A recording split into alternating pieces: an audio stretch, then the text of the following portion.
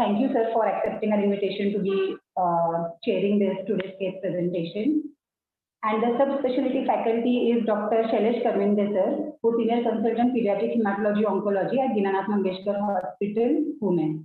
Thank you to you, sir, too, for sparing time to guide our PG students on this case. So, Rucha, are you ready?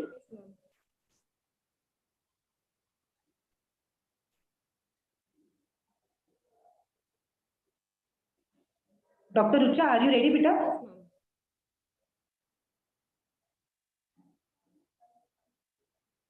Can you hear me?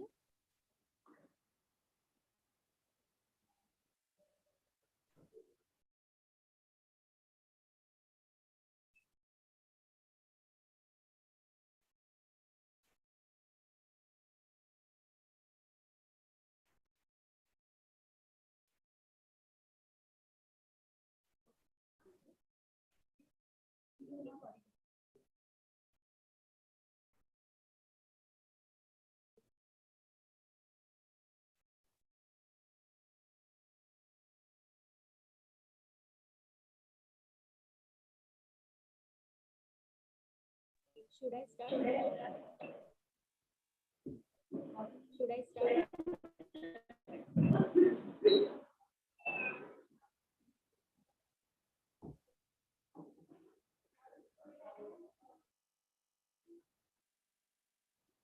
Rucha?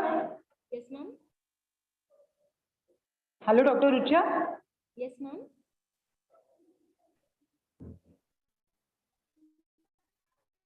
Am I audible?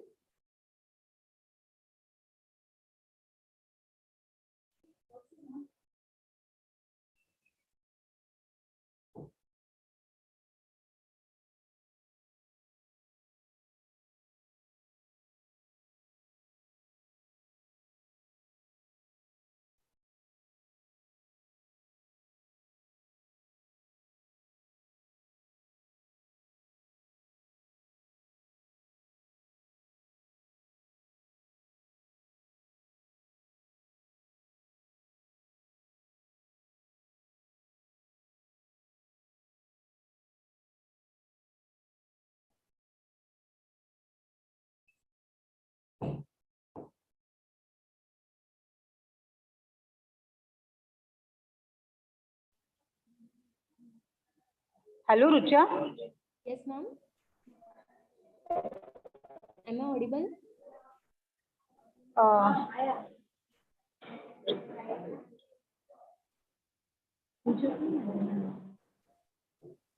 Your voice is very low. Am I audible? Your voice is very low, Rucha. Yes, ma'am. Should I start the case? Yeah, you can start, but voice is still low. Maybe you will have to talk little louder. Yes, sir.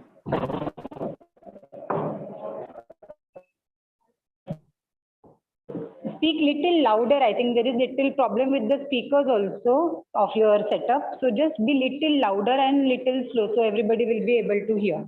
Okay? So let's start. Good afternoon, everyone. Today I'll be presenting the case. 2-year-old male child, Shrey, born of non-consanguineous marriage, third birth by order, resident of Shirur, Hindu by religion, informant being mother who is reliable, came with chief complaints of increased paleness of skin since last 1.5 months and fever since last 15 days. Dr. Rucha, can you go to the next slide and make it full slide? We can't see your slides. We can only see case presentation here. I cannot see anything either. I mean, I was just started screen sharing. That's all I can see. Yeah. Now that's better. Yeah.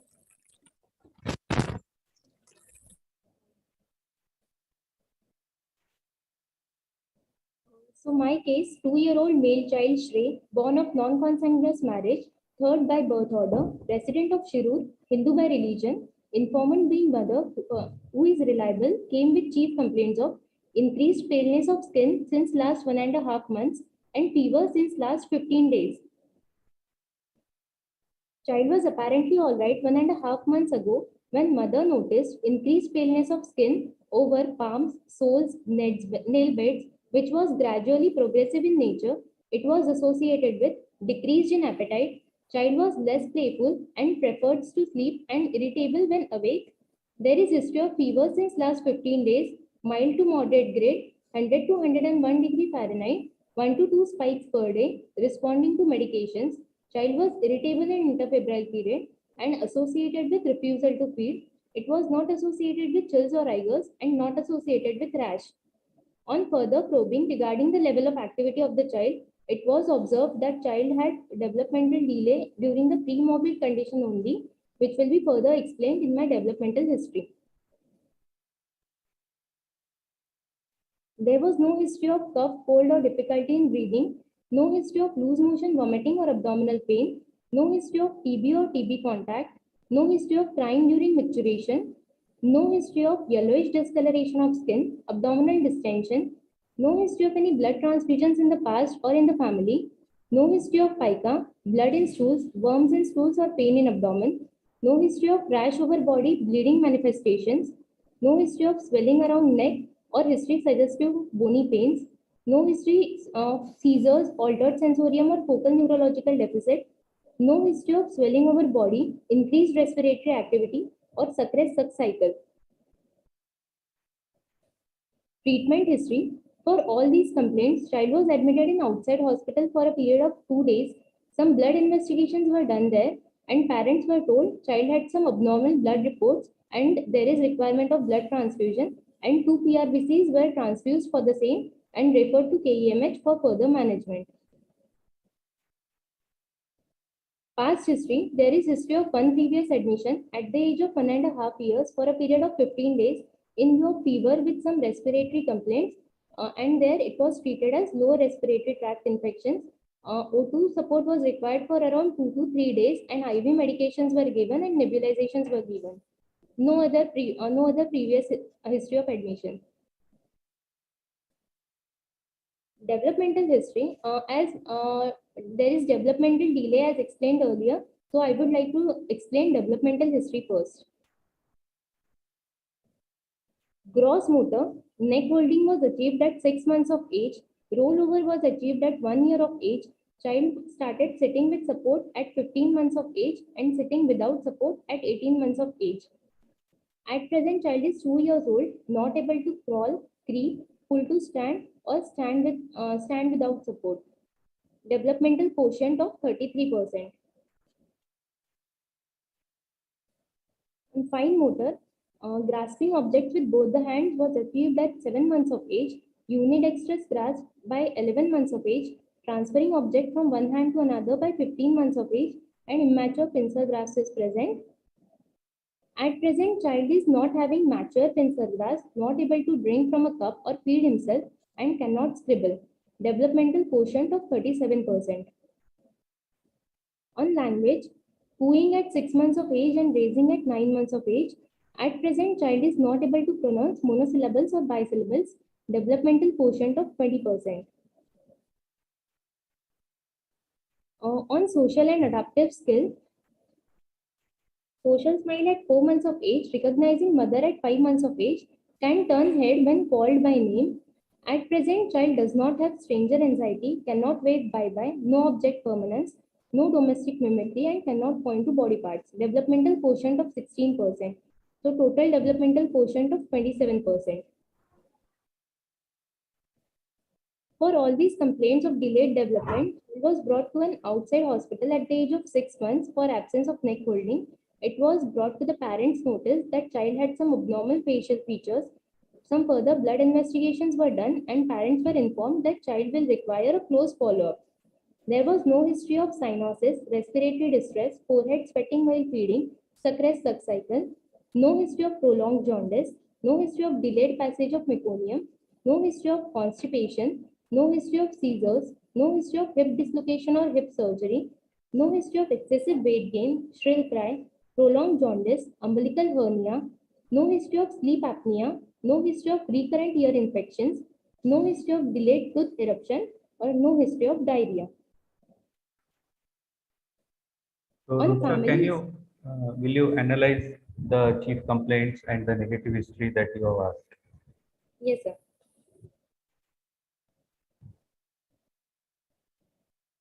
Child presented with chief complaints of paleness of skin since last 1.5 months and fever since last 15 days. So this paleness, it was associated with decrease in appetite and decrease in activity. As the child was compared to previous activity, child was earlier playful, so child became less playful and excessive sleepiness was there, and child became irritable in interfebrile period when child was awake. Child also had history of fever, but exact focus of fever was not there. Child had no other history suggestive of respiratory infections or any urinary tract infections, any acute gastroenteritis or TB or TB contact. Child also had paleness of skin, for which I have asked regarding history of etiology for iron deficiency anemia. So there was no history of pica, blood in stool, worms in stool, pain in abdomen. For hemolytic anemia, there was no yellowish discoloration of skin or abdominal distension. There was no history of any blood transfusions in the past. Associated thrombocytopenia, there was no history of any rash over body or bleeding manifestation. For lymphadenopathy, there was no history of swelling around neck or no history suggestive of bony pains.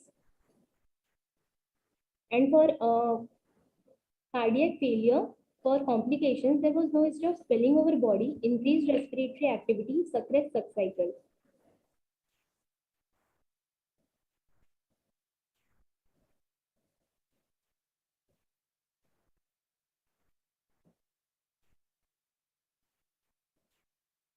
So the chief complaints, what do they suggest?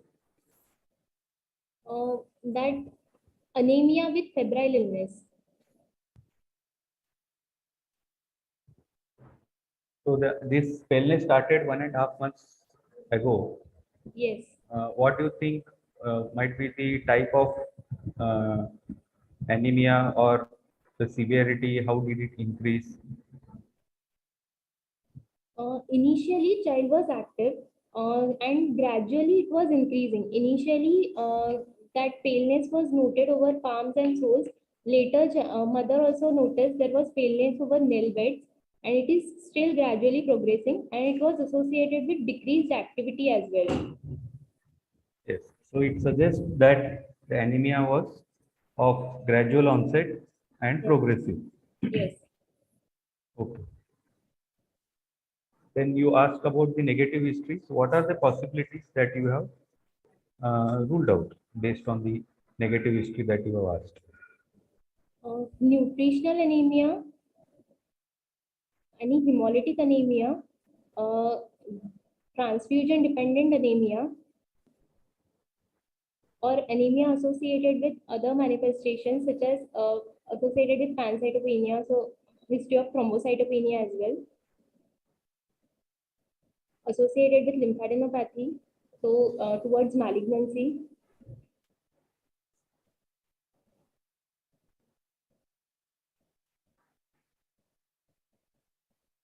Your voice is breaking, Dr. Rucha.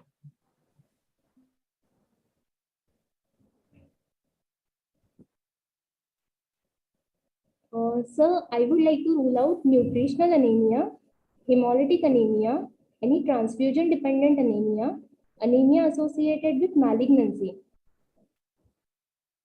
Any other type of anemia apart from what you said,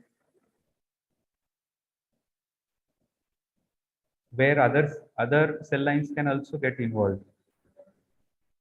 Aplastic anemia as well. Yes.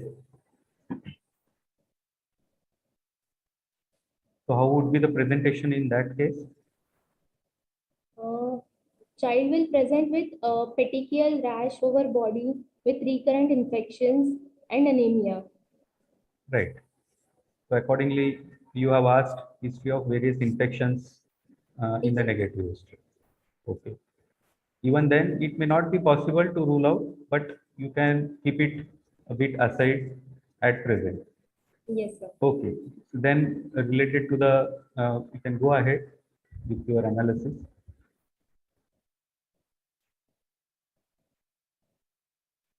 Regarding the developmental history, you have to, when you present about the various domains, it is always better to talk in terms of the developmental age. Developmental age for gross motor, developmental age for each of those domains.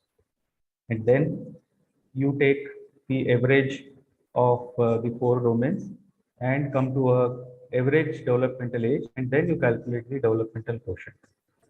Yes, sir. For gross motor, developmental age of 8 months. For fine motor, developmental age of 9 months. For language, developmental age of around 6 months.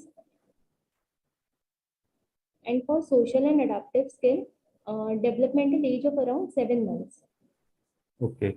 So in this case, the child had anemia which needed blood transfusion. What you expect in the developmental history?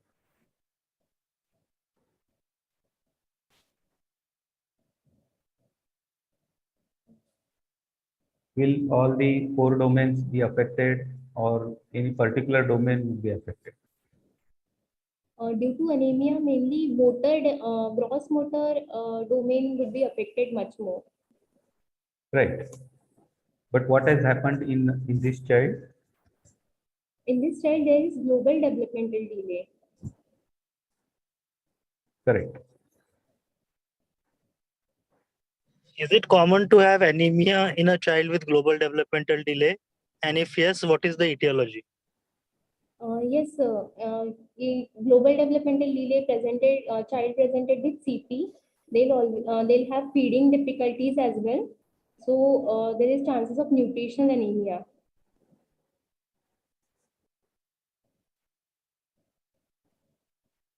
And also with hypothyroidism, will also have global developmental delay, so there is chance of anemia.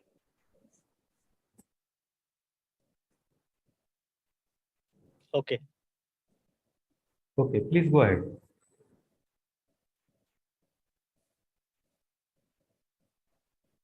Family history.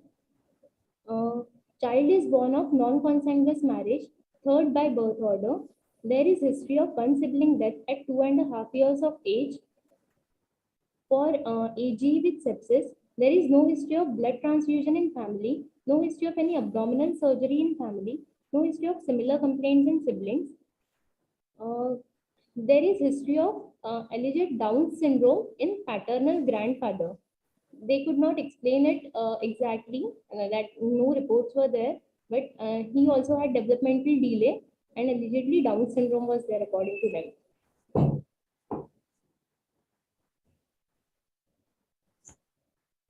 On birth history, antenatally, mother's age at the conception is 28 years, registered pregnancy detected at 8 weeks of conception, confirmed by USG, iron and folic acid supplementations were taken. There was no history of fever with rash, no history of any drug intake or addictions. Basic blood investigations were done that were normal. 3 USG antenatal scans were done, all were told to be normal. Nuchal translucency scan or anomaly scan was not specified. No special tests like triple or quadruple markers were done. No history of any hypertension, gestational diabetes, jaundice, or heart defects in mother. No history of leaking or bleeding TB. No history suggestive of decreased fetal movement. No history of oligo or polyhydramnios. Birth history. Child is born preterm, 34 weeks of gestation with normal vaginal delivery. Birth weight of 2 kgs. Cried immediately after birth. Breastfeeding done within 1 hour of life. Normal neonatal transition and discharged at day 3 of life.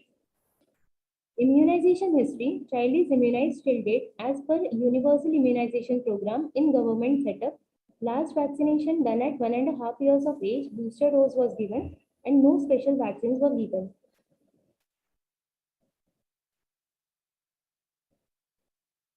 On dietary history, done with 24-hour recall method in pre-morbid condition.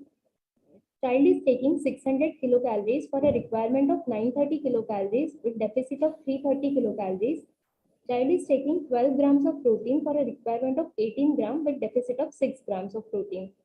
Mainly vegetarian diet. Child was breastfed till 6 months of age, had feeding difficulties, inadequately breastfed, poor suck was there. Child was started on mashed food by 4 to 5 months of age, including mainly cereals and pulses like rice kanji, kheer, suji, khichdi, as the child has difficulty in chewing solid food with minimal inclusion of vegetables and fruits.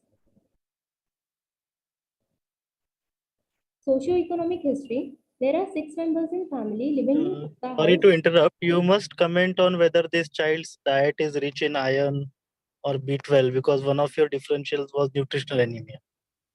Sir, So child in has your opinion, was the child having a diet which was adequate in iron and B12? no, sir, because vegetables and fruits and dates or any other iron-rich supplement foods were not given to the child. It was deficient in iron and B12. Okay, you must make a mention of it. Yes, sir. Just one query. What was the birth weight of this child? 2 kgs. And would that be in any way relevant to the discussion? Yes, sir. As the child is preterm with low birth weight, uh, with this dietary history with global developmental delay,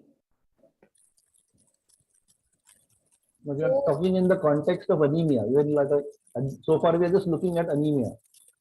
So in this context, will the birth weight and the gestational age have any impact in deciding what or in helping you think what the possible causes could be?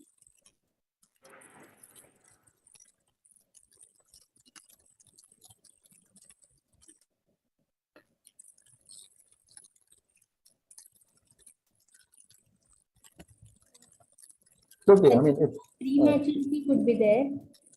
sorry, Anemia of prematurity. no, but this is our 2-year-old child. No, we are not talking of anemia of prematurity now.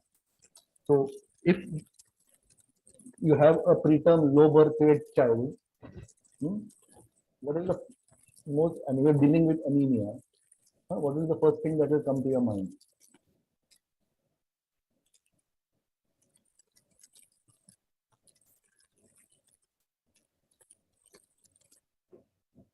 If you don't know, okay, I mean, should I, just to the organizer, should I just discuss this? Or we can proceed further and we can discuss this later? Yes, sir. No, Sarita, can you come in? I mean, am I expected to just discuss this now or later? We'll discuss this later. Just keep this in mind. Let's bring this point at the end of the discussion. We will see how your birth rate would be relevant to the discussion, at least so far. Hmm? Okay, you can proceed. Yes, sir. I think can the other PGs participate in answering? Is it possible? Actually, they can ask questions in the chat box. Okay. Yeah. Yeah, Okay, if they they can have a answer. question, they can ask in the, yeah. Even they can answer in the chat box. The Yeah, participant. I think, let me see. So there are some comments, why hip dislocation was asked. Elaborate investigations done outside. Which specific Maternal one age. investigation is critical? Maternal age at conception. Any alternative long-term therapy for global development delay? Not relevant. Obvious dysmorphic features and IUGR what type? These are the questions that are asked.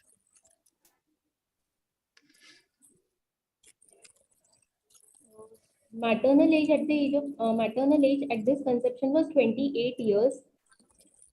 And dysmorphic features I would like to elaborate in my examination.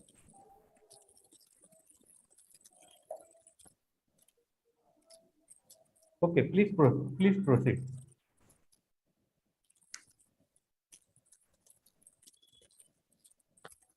Socio-economic history. 6 members living in the family in Pakka house with 2 rooms, drinks tap water. Father's education is till 10th standard. Occupation, works in shop and per capita income of 2000 per month, belonging to lower middle class family according to modified Kuppuswamy scale.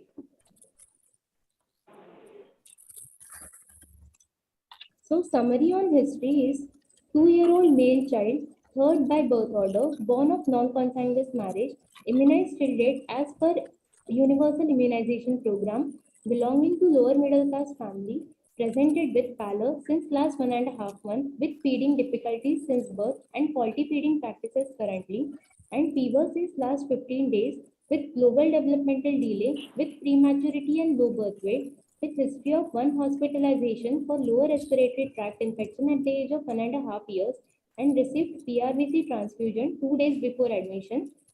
I would like to consider underlying chronic disease like congenital causes, possibly to rule out some syndromes such as Down syndrome or Prader-Willi syndrome, congenital hypothyroidism, or inborn error of metabolism.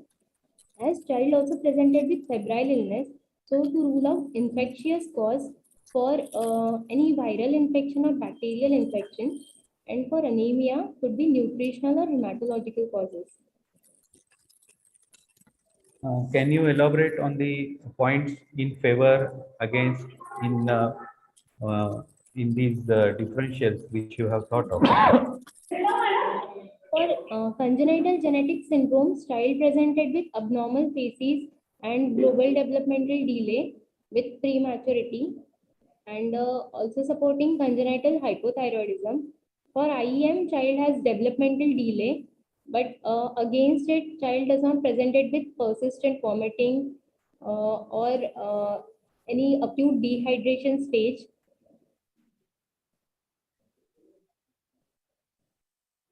For anemia, nutritional, as child has faulty feeding practices, so could be nutritional as the child is deficient in iron and B12 diet, or could be hematological.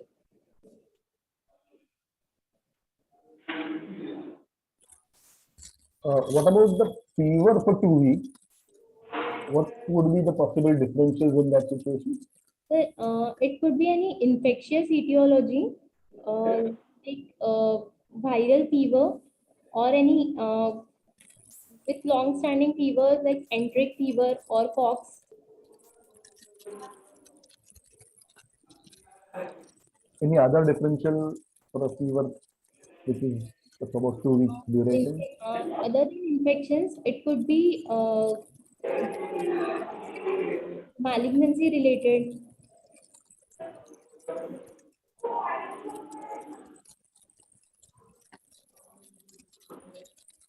Anything else?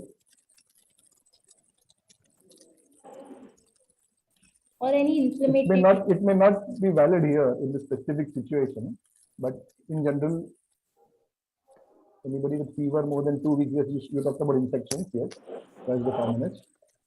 Malignancy is a possibility. But another thing, Infections, inflammations, or malignancy.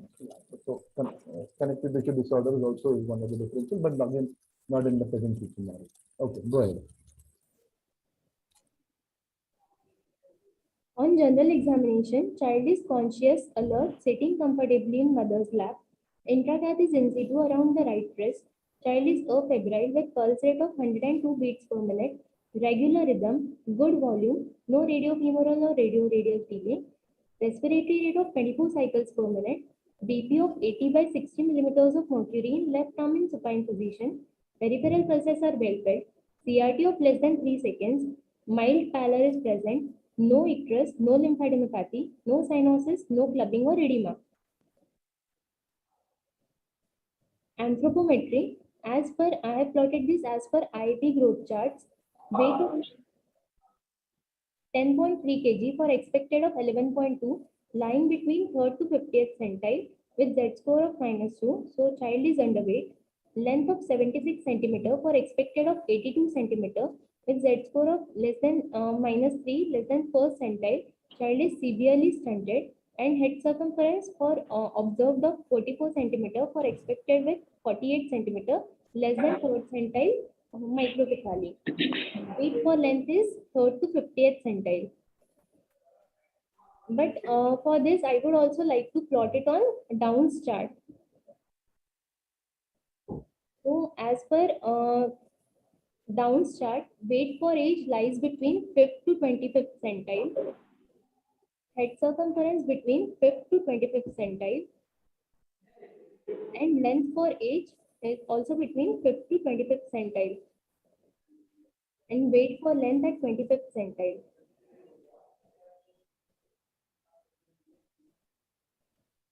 On head-to-toe examination, anterior fontanelle is open 0.5 by 0.5 centimeter. Inner table is closed, outer table is open. Dysmorphic facial features are present with facial profile, flat nasal bridge, flat occiput, mongoloid slant is present, hypertelorism, small mouth, protruding tongue, epicanthic fold, low set ears, abundant skin fold at neck. Tip eruption is not delayed. On clinodectaly is present, short stubby fingers. External genitalia are male. Bilateral testes are normal and descended. Flat foot is there, sandal gap present. On musculoskeletal, hypotonia and hyperflexibility of joint is present. Sparse hair, lack of luster in hair. There is no flat sign, not easily pluckable hair. Skin is normal and no other signs of any vitamin or micronutrient deficiency. No cheilosis, no angular stomatitis, no edema, no signs of vitamin A deficiency, no signs of vitamin D deficiency, or no signs of knuckle hyperpigmentation. I would like to do a developmental assessment. On gross motor, child is sitting without support with curved back. On axillary suspension, arms and legs are hanging by the side and more efforts are to be needed to hold the child. On ventral suspension, child is keeping head in the horizontal plane and raise head above the horizontal plane. Scarf sign, child's elbow crosses the midline without resistance. Resistance to passive movements is decreased. Full to sit, there is no head lag, there is no crawling or creeping. On fine motor, unidextrous grasp is present. Child is able to hold small object with 3 fingers. Mature pincer grasp is absent.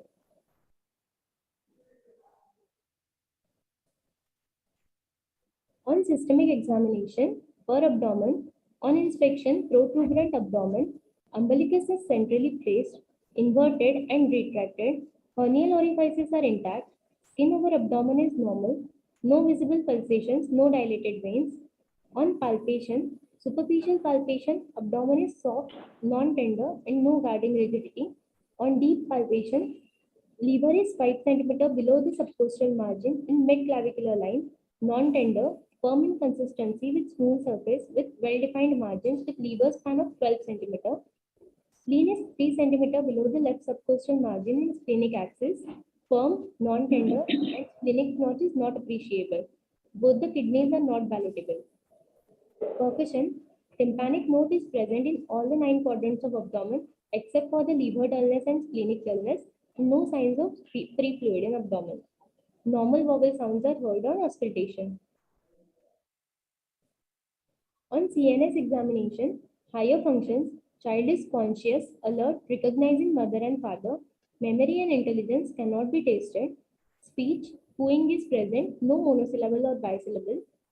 On cranial nerve examination, gross vision appears normal. Pupils are bilaterally equal, reactive to light. For third cranial nerve, child is following object. Direct and consensual light reflexes are normal. For cranial nerve 5, corneal reflex is present, conjunctival reflex is present, sensation over face are present. Cranial nerve 7, there is no facial asymmetry, test sensations cannot be assessed. Cranial nerve 8, gross hearing appears normal, child turns head when called.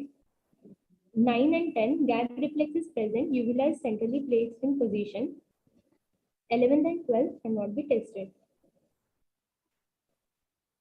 On motor examination, there is no wasting or atrophy of muscles. Hypotonia is present, muscles, feel of the muscles are flabby. R is more than 3 by 5 in all the 4 limbs. The reflexes are, superficial reflexes are present. Deep tendon reflexes are 2 plus and plantars are flexors. Sensory system is intact. Autonomic system examination is normal and there is no signs of meningeal irritation. Cardiovascular system, S1, S2 is heard normal, no murmur heard. Respiratory system, air entry is bilaterally equal and no adventitious sounds are heard. So, summary is 2-year-old male child born of non-consanguineous marriage, third by birth order, completely immunized as per universal immunization program belonging to lower middle class family, admitted with febrile illness and pallor since last 1.5 months, with history of faulty feeding, with global developmental delay, DQ of 27%, with history of PRBC transfusion 2 days prior to admission, with mild pallor and dysmorphic features with hypotonia, suggestive of trisomy 21, with hepatosplenomegaly. Is it most probably case of Down syndrome with anemia? I would like to rule out lymphoproliferative disorder like AML, ALL, transient myeloproliferative disorder. I would also like to consider some infections like dengue with secondary HLH and to rule out hemolytic versus nutritional anemia. Can you pinpoint that it is Down syndrome just based on the clinical features? Child has dysmorphic facial features like fat facial profile and flat occiput. Hypotonia is there with low set ears. Cyanodactyly is present. Global developmental delay and sandal gap is present. Any clinical criteria you are aware of? Sorry, sir. Any criteria you are aware of? False Clinical criteria. Yes. So, False how many? criteria mainly include 10 points, out of which 4 should be there to raise the suspicion of Down's syndrome. That include poor Moro's reflex, hypotonia, hyperflexibility of joint, uh, flat facial profile, low set ears, abundant skin at the neck, pelvic dysplasia, clinodactyly, sandal gap,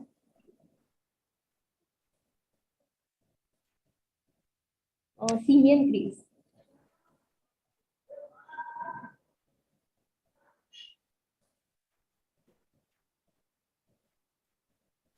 Out of them, what does your patient have, Rucha? Out of these false criteria, does your patient fulfill those criteria?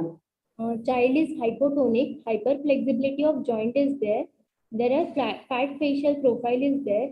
Low set ears are present. There is abundant skin at the nape of neck. Clinodactyly is present. Yes.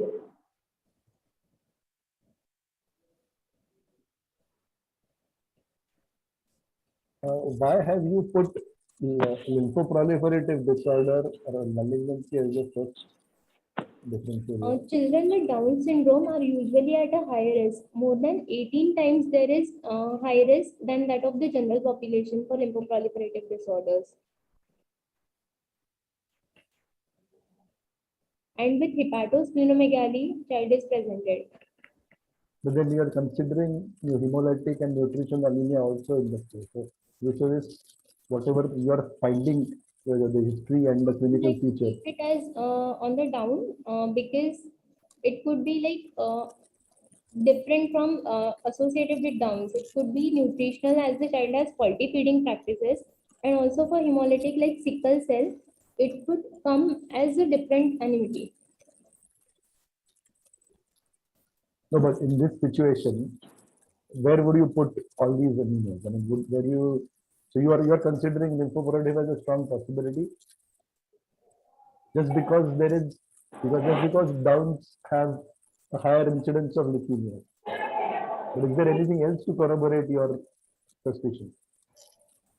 Child has anemia with hepatosplenomegaly, with irritability, maybe suggestive of bony pains.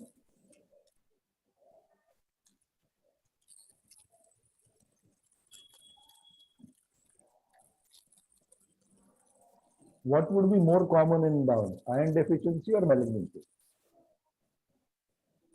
Iron deficiency will also be more common in Downs. So why are you not considering that here? And this is where I go back to the question I asked previously. What was the gestational age and how is that going to impact the discussion on anemia?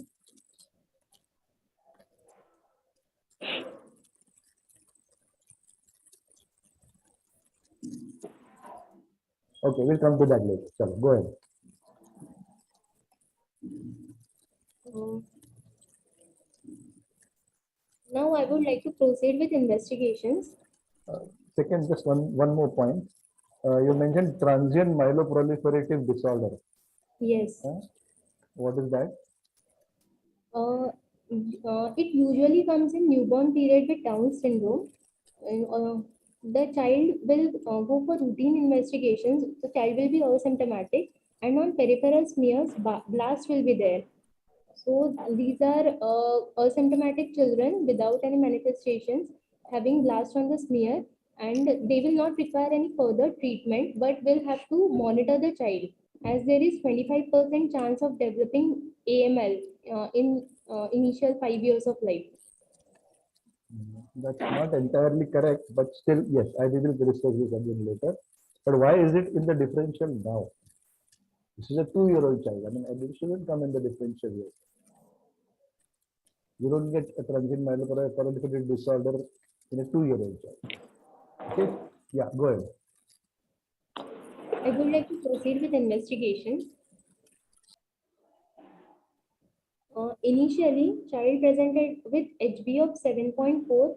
These are the outside investigations with counts of 54,700, neutrophils of 4% and lymphocytes of 5%, platelets of 25,000, MCV of 90 and RDW of 16, PBS showing normocytic normochromic RBCs with leukocytosis and blast of 90%, retic count of 1.2%,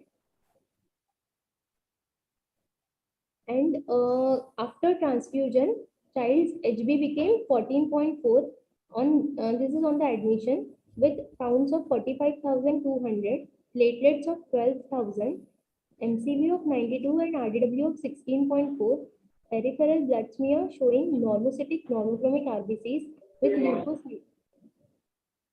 leukocytosis and blast of 87% with high nucleus to cytoplasm ratio.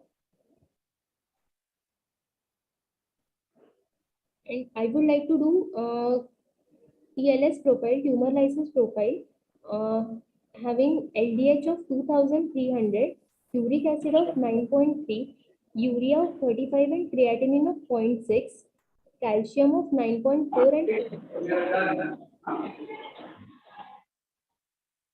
and liver LFTs, SGPT of 13, SGOT of 34, bilirubin of 1 with direct of 0.2, alkaline phosphatase of 112, total proteins of 7 with albumin of 3.9, and GTT of 11. I would also like to do flow cytometry, as its peripheral blood smear is showing blast. So flow cytometry we would like to consider.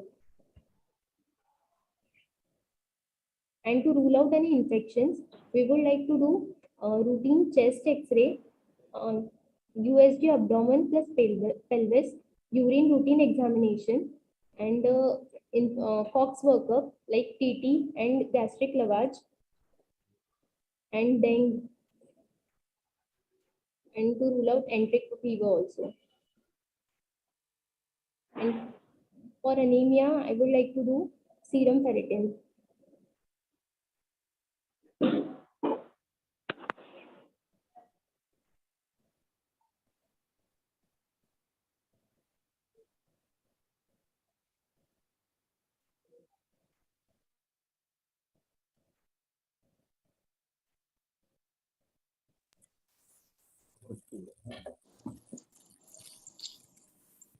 So based on your findings that you have just presented, what's your diagnosis? What is the likely possibility now? It is most likely lymphoproliferative disorder like AML. Why do you say AML? Now, what is there in the findings that you have so far presented, which makes us say this Child is AML? presented with anemia with No, I hepatosplenosis. mean now you're saying AML, you're specifically saying AML. Why not ALL? I would like to consider ALL also, but since AML is more common than ALL in Down syndrome, so my first differential would be AML.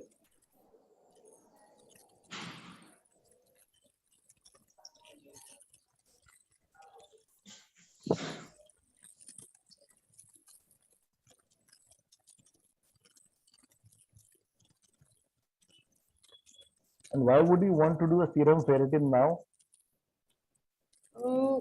I after would like having to a report of? do serum ferritin because even though we have just transfused the blood, but it will not restore the stored iron. So if serum ferritin is low, I would like to consider iron deficiency anemia as my differential. Even when you have a normocytic normochromic blood picture and you have blast from the peripheral smear, you still consider a differential of a nutrition anemia? No, that's why I have put lymphoproliferative disorder as my first differential.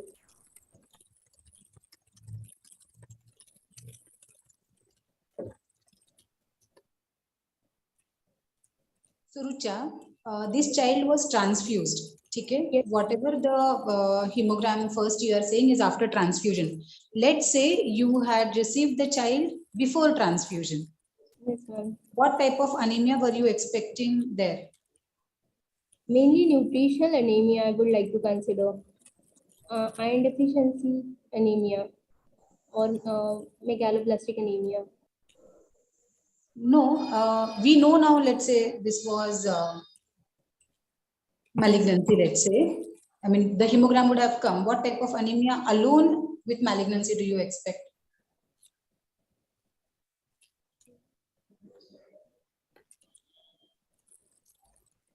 Normocytic, normochromic, Yes, microcytic? normocytic normochromic anemia for associated with malignancy. Okay.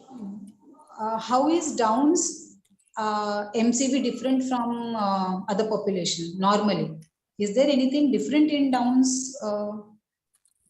MCV is usually high for Down syndrome as compared to general population. Yes. So Down syndrome can have unexplained microcytosis. Do you know of other hematological things that are different in Downs as compared to general population? Child with Down syndrome usually have polycythemia. Their WBC and neutrophil are usually on lower border side, and there is thrombocytosis. Yes. Shailesh Karvinde sir, you want to ask our student?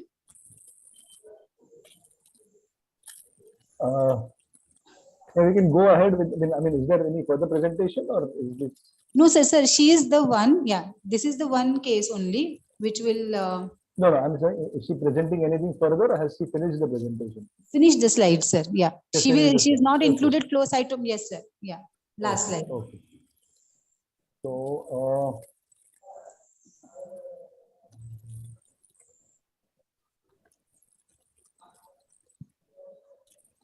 how would you approach? Now, you are the pediatrician who's supposed to handle, I mean, the patients have come, parents have come to you with this diagnosis. What would you do next? How would you evaluate further? I would like to counsel the parents first regarding their investigations, what all we could see on the peripheral blood smear. I would like to explain. Let me rephrase my question actually. You have a diagnosis of an malignancy in acute leukemia. In this child, you have confirmed that the child has Down. Now, the parents come to you and ask, should we treat this child? What would be your comments on that? Your advice. I would like to suggest to them that they should go with the further treatment, as the malignancy prognosis is usually good in Down syndrome as compared to general population. But still, we would like to rule out any immunoglobulin deficiencies as well, because there are chances of infections due to low IgG levels. So we would have to prevent the child from further infection. But otherwise, chemotherapy treatment wise, they are chemosensitive, so they should go ahead with the treatment.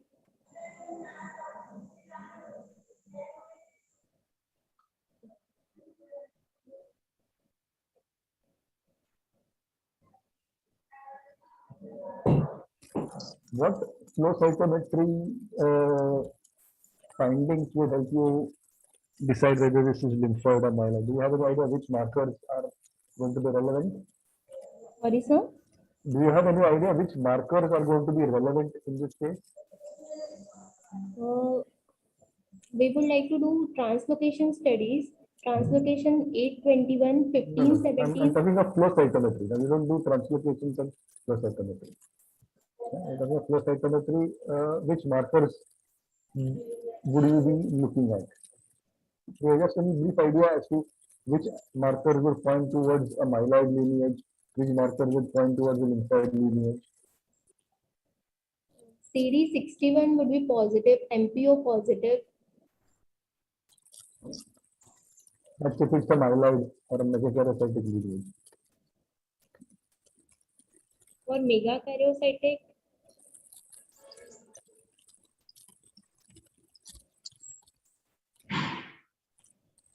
CD13, 33.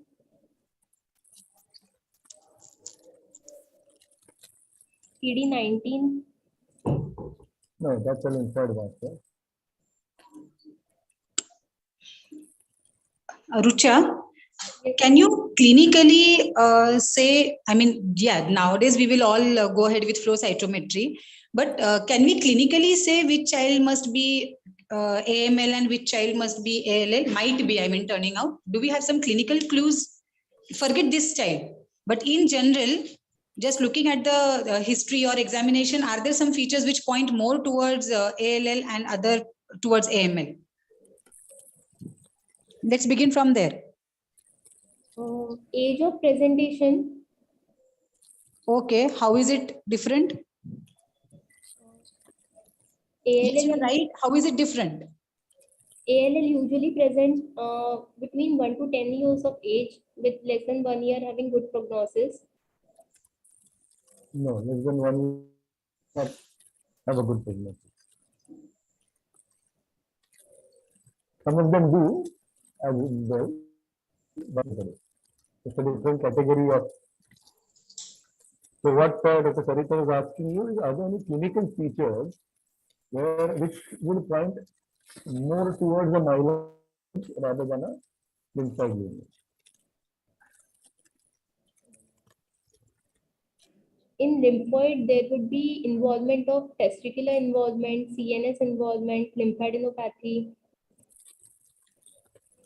Okay, with myeloid, what happens? With myeloid,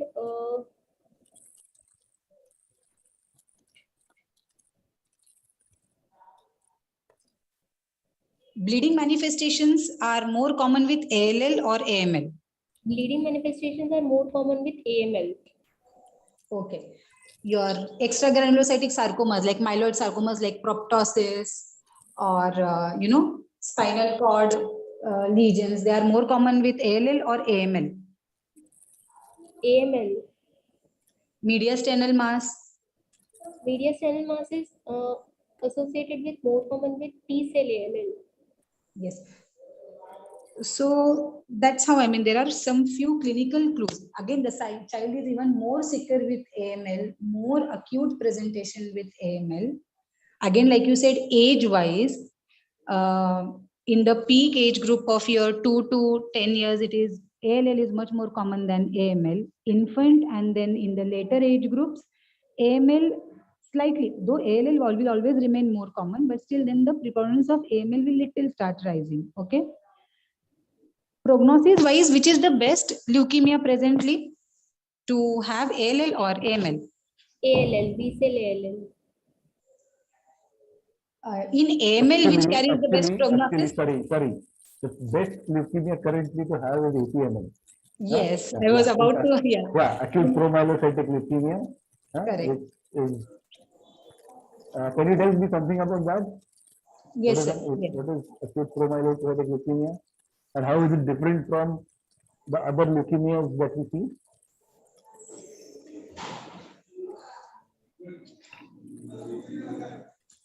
Yes, Rucha, what will happen to APML journey? APML will have a long course of treatment, but their prognosis is usually good. But why is that so? Why? What has happened? In fact, people are now saying that treatment of APML after a few years will be something like we do for megaloblastic anemia. It is that simple. Yes, sir. But it's not that simple, but still it's much simpler than the regular AML. So what has happened in APML?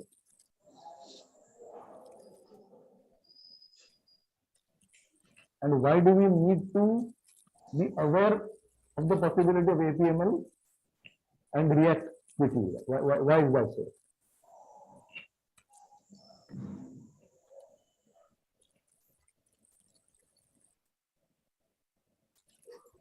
Rucha, what are the clinical clues that will point towards APML? In AML, do we have any clue? Now, let's say, yes, you are suspecting AML. In that also, will you have some clues which will point towards APML more? Lab plus clinical something?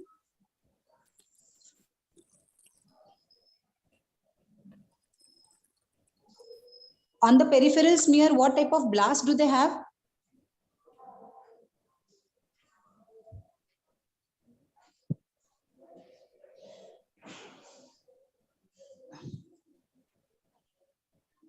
I would request Shailesh Kalvinde sir to, in short for sir PG levels, little about APML.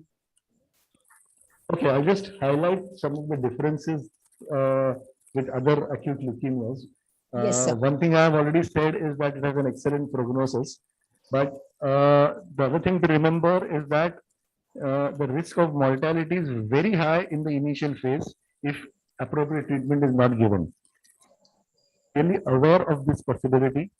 Bleeding and DIC are very common in APML. So if you have some features like this, that should be the first thing that comes to your mind. Am I dealing with APML? Secondly, the reason why APML is different is that, okay, we have identified a specific translocation, that is translocation 1517, which is pathognomic of this disorder. And we have therapies which are directed against this translocation in the form of all trans retinoic acid and arsenic trioxide. Now, for most APMLs, we have done away with standard chemotherapy and we are relying on these two agents to cure the children. So this is an example of how targeted therapy in acute leukemia can help improve the prognosis and reduce side effects. Okay, but as Dr. Sarita said, what is the hallmark of APML on the peripheral smear? These are abnormal promyelocytes with multiple or phagot cells. So you have a lot of abnormal promyelocytes with multiple OR. So that's something which is clinching. And if a pathologist gets it, they will be in emergency to treat. So they will sometimes ring you up in the late night also saying that, okay, this is there, this abnormality is there, and you have to react immediately. Because they are very high risk of bleeding and lined up with intracranial bleeding, and you could lose the child. Which otherwise, if you treat them well, they have a more than 90% chance of being cured of the disease. So it is very important for you to react quickly to finding if you have a patient with APML. Yes, Rucha. So the take-home message for APML is for you all that child with suspected malignancy, DIC-like picture, and ask your pathologist to see for the peripheral smear, and they're seeing these promyelocytes with lot of sheets of OR rods, blast with or sheets of OR rods in it. They're very classical, and if you act on time, it is just life-saving. So that's how it is. Previously, before advent of this ATRA and target-based chemotherapy, mortality rate was highest in APML. So that's what sir is saying, ki how like magic the survival rates in APML have improved with hardly any toxicities now. So Rucha, what are the features I would ask which decide the prognosis of a child with, let's say, acute lymphoblastic leukemia? Age-wise, less than 1 year of age and more than 10 years of age have good prognosis. Good, Karucha? Exactly opposite. 10 years of age has good prognosis, and less than 1 year and more than 10 years has bad prognosis. Okay. What else? Females have usually good prognosis. Why is that so? Because testicular involvement occurs in males, so that carries bad prognosis. Any lymphadenopathy, So males have one additional sanctuary site. Yes. है ना, where the chemotherapeutic agents might not reach and the relapse rates can be higher. Which is the other sanctuary sites which is common to both males and females? Brain. Sorry? Brain. Yes. So the CSF. Okay. Then Cell count of less than 25,000 has good prognosis and more than 2 lakhs has bad prognosis. okay. Then Then translocation. Hyperploidy has good prognosis and hypoploidy has bad prognosis. yes. Okay. Any testicular involvement, lymphadenopathy, hepatosplenomegaly carries bad prognosis. Testicular and mediastinal mass has bad prognosis. Why is that so? Why testicular? What are you trying to say by saying testicular involvement or mediastinal mass at presentation has got little worse prognosis as compared to your other? What does that mean? What does that indicate?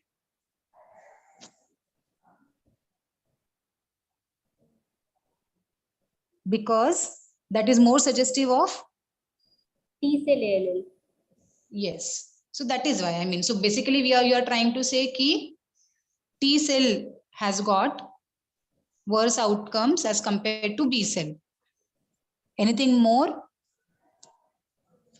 Translocation of 1221 has good prognosis and 922 has bad prognosis. You got confused. Do you want to say the name of the chromosome? Philadelphia chromosome. Has got? Bad prognosis. Yes. Sir wants to add? Both Shailesh Patil sir and Shailesh Karminde sir? Okay. See, when you talk about prognosis for any malignancy, you basically look at two things. One is what is the biology of the disease, which is going to give you a clue as to what is going to happen. And second, what is the extent of the disease, the burden. Both these things matter as far as the ultimate outcome is concerned. So when you talk of whether the patient has a mediastinal mass, a patient has a particular T cell phenotype, patient, that is pointing towards a disease biology, a particular genetic translocation. Again, that's pointing towards a particular biology. When you're talking about the WBC count, you're talking about the cell burden. So all these things matter. But now, when we talk of prognosis, we look at even response to treatment. It is now coming up as a far more indicator to know what is the likely outcome going to be. Okay, so these are few of the things that you would need to look at.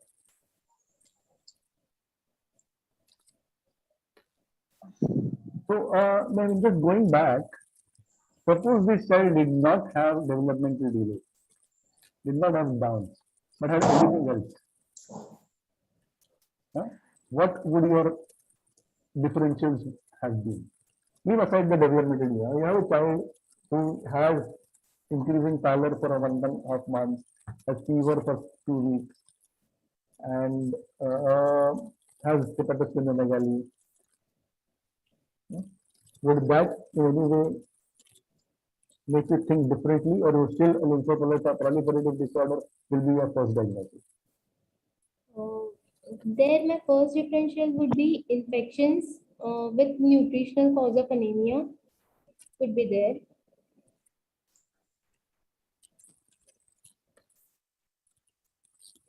Long-standing infections with nutritional anemia. So why are you then saying that there is nutritional anemia? What is the child does not have a developmental delay? I mean that you're leaving that out of the equation.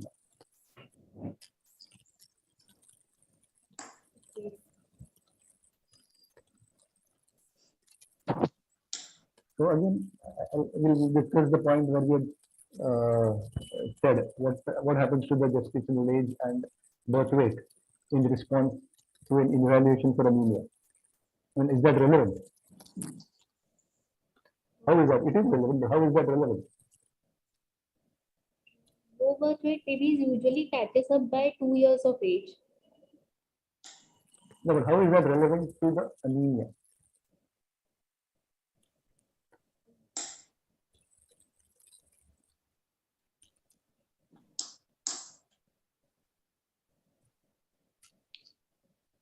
When does iron transfer from the mother to the fetus occur?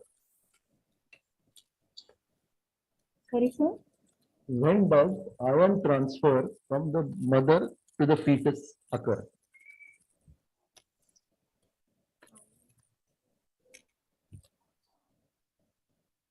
So, Rucha,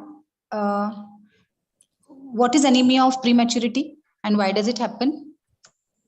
You said something about anemia of prematurity when you were giving differentials to Shailesh Patil, sir. It mainly occurs during the last trimester. Yes. So when child is premature, the child will be having low iron stores. And since with prematurity, child will be also presented, child have higher risk for sepsis and other causes. So that will further lead to anemia and leading to anemia of prematurity.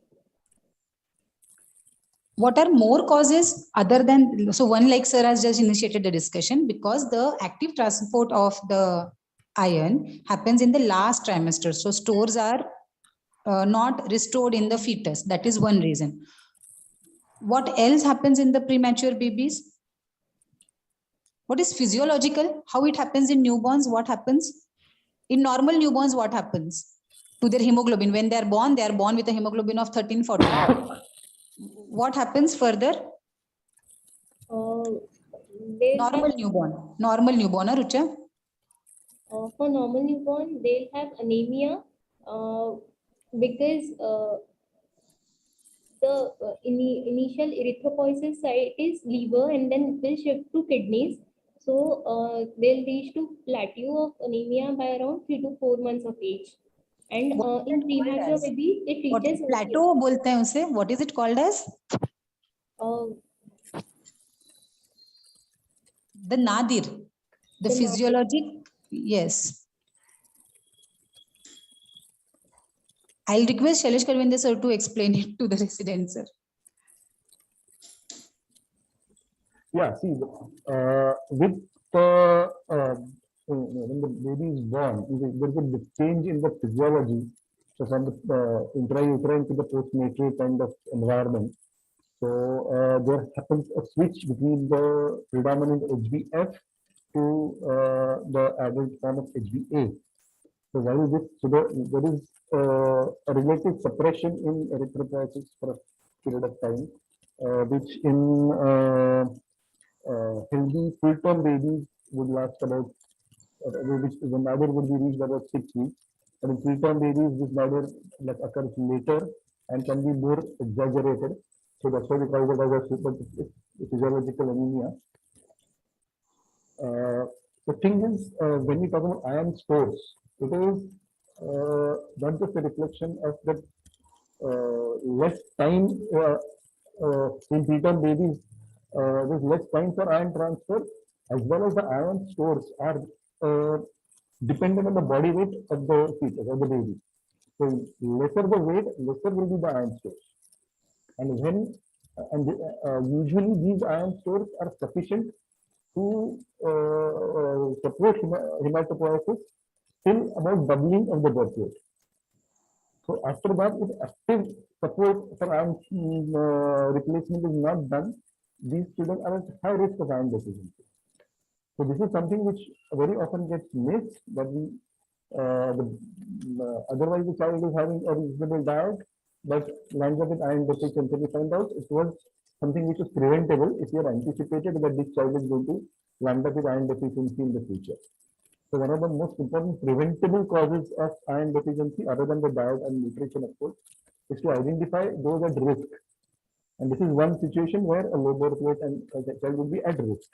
Okay, so that is what I actually wanted to highlight. So iron, when you're talking of anemia in any child, that in a 2-year-old again is an age group where you could see significant iron deficiency anemia. The birth history would be important to assess whether the child is likely to have, or what would be the possible cause for the iron deficiency.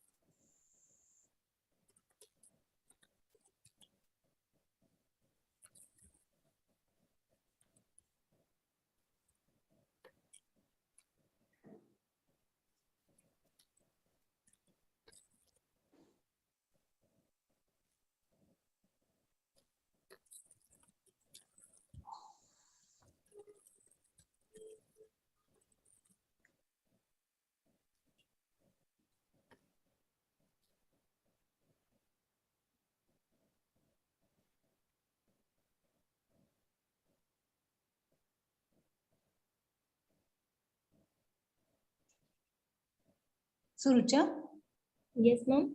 this child is with Down syndrome. Yes. What antenatal counseling could have, do you want to, suppose they want to plan a second child? Yes. Okay. Now this child also has malignancy. Okay. So maybe now they will sit. Suppose this had been the first by birth order. They want to plan a second one. Counsel the mother, counsel the parents, what do you want to tell them? They have got many questions about the recurrence of malignancy, the recurrence of Downs, the prognosis of the all things. So what is your opinion about it?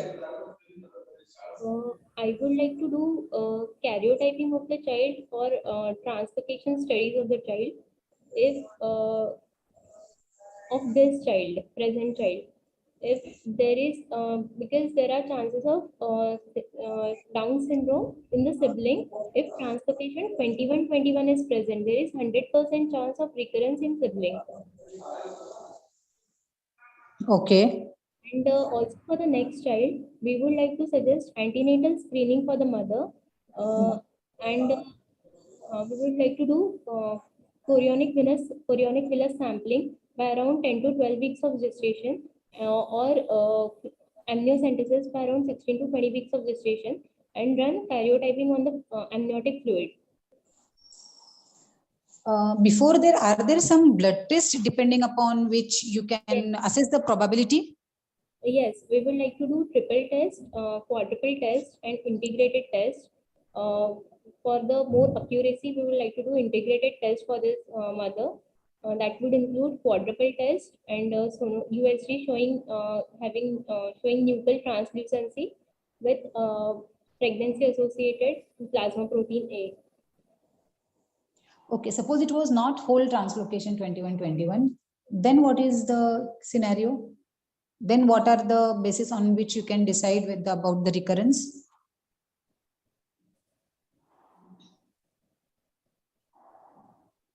But depending upon the maternal age, Yes. as the maternal age progresses, the incidence of Down syndrome also increases. Okay.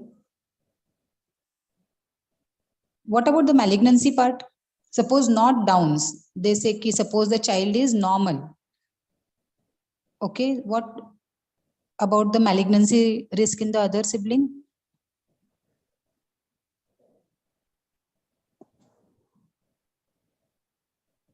How many times are Downs more likely to be having leukemia than the other children?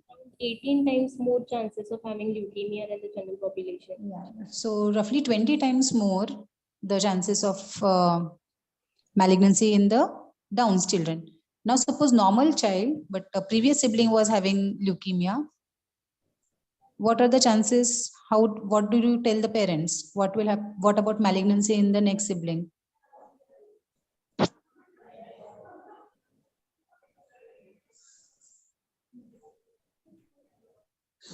Sir?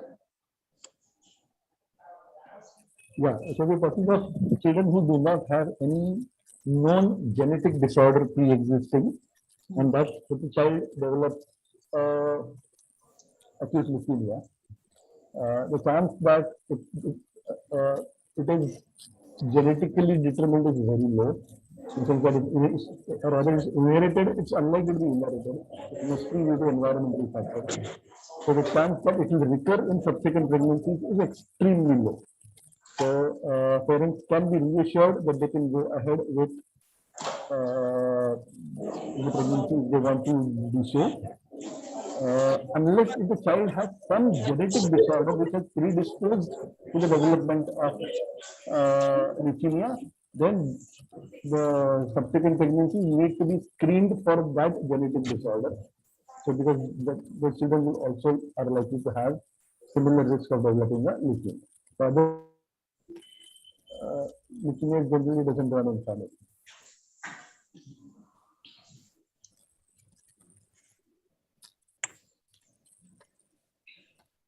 Can you just go put the peripheral smear once again? Can you just go back to the slide?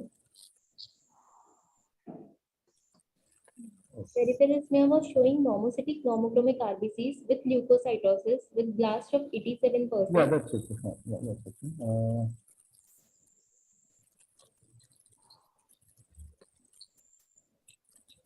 Suppose this child with the present, like your history was suggestive of only anemia, there was no bleeding manifestation. Patient had hepatosplenomegaly. If this peripheral smear did not like just had a let's take a theoretical scenario where the hemoglobin was low, WBC and platelets were normal. How would you have proceeded further? With blast, with peripheral No blood. blast, no blast, only anemia as the hemoglobin of let's say 6. I would like to look at all the other parameters as well.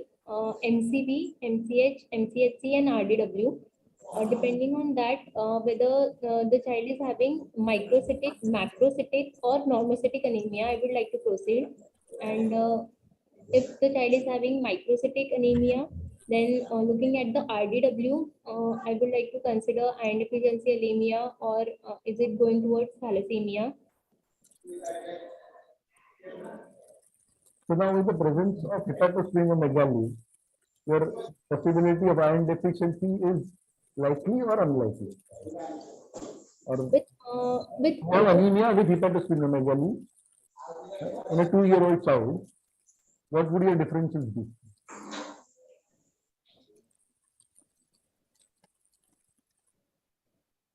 In general, not this particular child, any other child, no developmental delay, no dysmorphism, has come to you, has anemia with hepatosplenomegaly.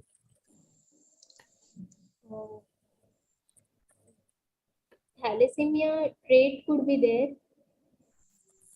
With Thalassemia trait will have hepatosplenomegaly. or sickle cell disease, hemolytic anemia. So hemolytic anemia will be one differential. What else would you consider?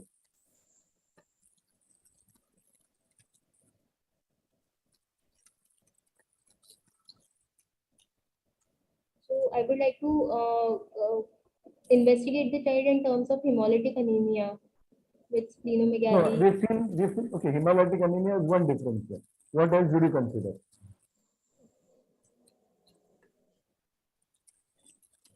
Would you consider a malignancy? Would you consider a bone marrow failure? A pure red cell aplasia? What else? What else would you consider? Yes, I would consider malignancy as well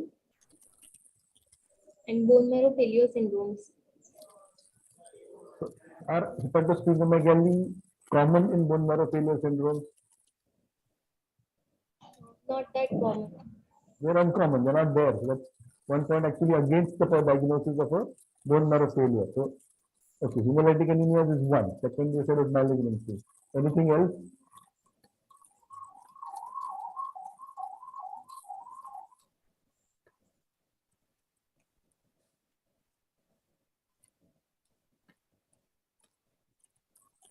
I'll give you another scenario. You have a child with anemia. The child has iron deficiency and has hepatosplenomegaly. Spleen bigger than the liver. What would you consider?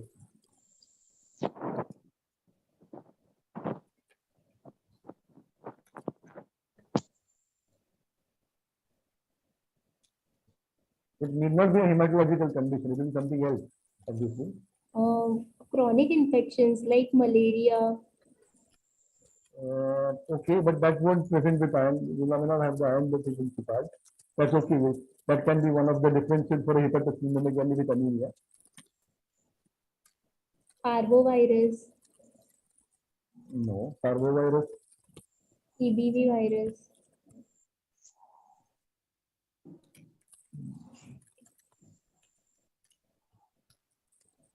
Anything to do with the liver?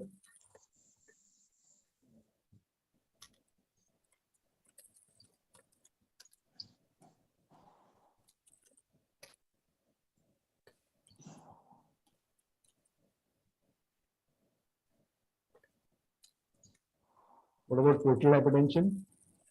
Yes, portal hypertension. Yes, because that is one situation where you may have a combination of iron deficiency with a significantly enlarged liver and spleen. Normally, we don't associate significantly enlarged liver and spleen with iron deficiency. But if you actually have it, then one could be looking at a portal hypertension with gastropathy or varices, which are having minimal bleeds leading to the iron deficiency. So your basic differential for a child with hepatosplenomegaly with anemia would be hemolytic anemia, either congenital or acquired. You'll be looking at portal hypertension, you could be looking at storage diseases, or you could be looking at malignancy. This would be the broad differences that you would need to consider.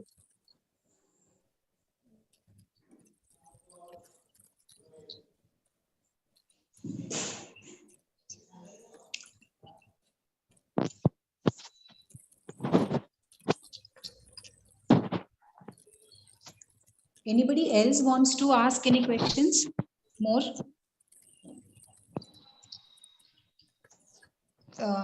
Dr. Shailesh Patil, sir, you want to?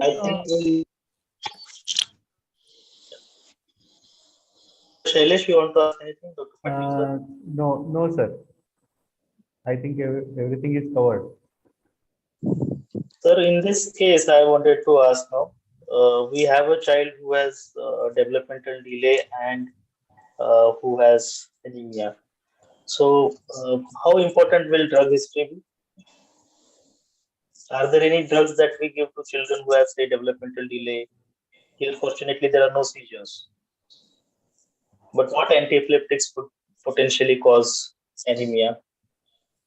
Valproic acid and possibly carbamazepine would be potential factors which could cause anemia.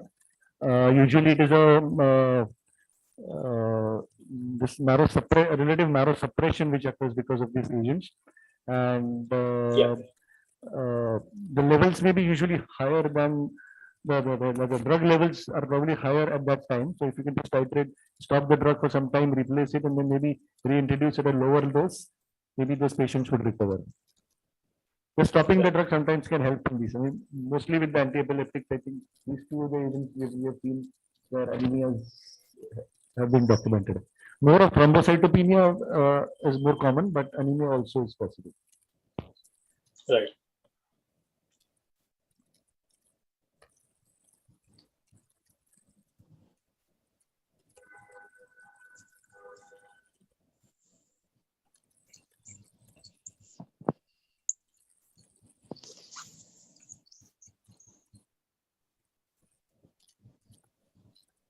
Richa, what is the life expectancy of a patient with Down? Yes, sir. What is the life expectancy of a patient with Down syndrome? Around 50 to 55 years of age.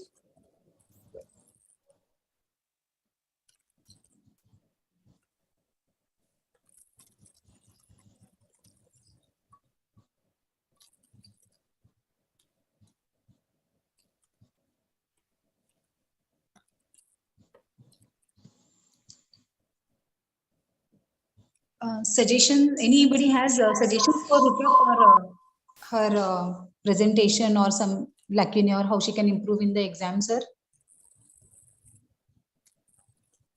I mean, suppose they get usually Downs, isolated separate case also they will get for the exam during presentation, and leukemia separately with hepatosplenomegaly and lymphadenopathy they will get. We have combined both this time, but we just wanted from the exam point of view, what else should they include or, to put up? I would like to ask one question. Yes. As if you get only Down syndrome case, what would be the screen or the regular follow-up test you will advise? Regularly at birth, we would be doing basic investigations of the child. Hemogram will be done. 2D echo will be done to rule out any congenital cardiac defects. Hearing assessment and ophthalmologic assessment would be done. And we would be doing it every annually, hearing an ophthalmologic assessment to look for any changes. Then by 1 year of age, by 1 or 2 years of age, if the child the child presented with diarrhea, then we would like to go for celiac disease as well. Investigations for celiac disease. Uh, Growth and development monitoring would be done at each annual visit. Anthropometry will be charted, and nutritional counseling will be done on every visit regarding the food supplementations and weaning of foods. And as the child is hypotonic, physiotherapy and occupational therapy would be advised. And atlantoaxial dislocation is also common. So X-ray of the cervical spine and hip X-ray would be done for hip dislocation or hip dysplasia.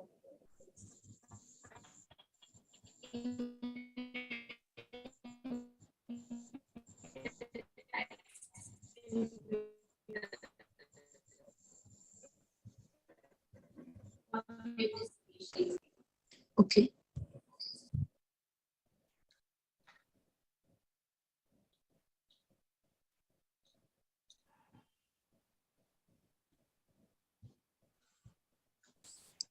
Anyone else has any more questions for her?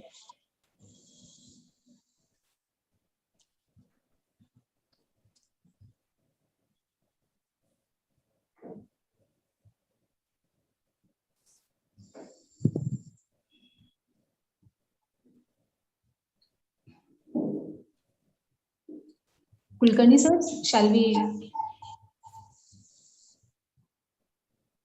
Yeah, I think we have discussed with and very efficient approach.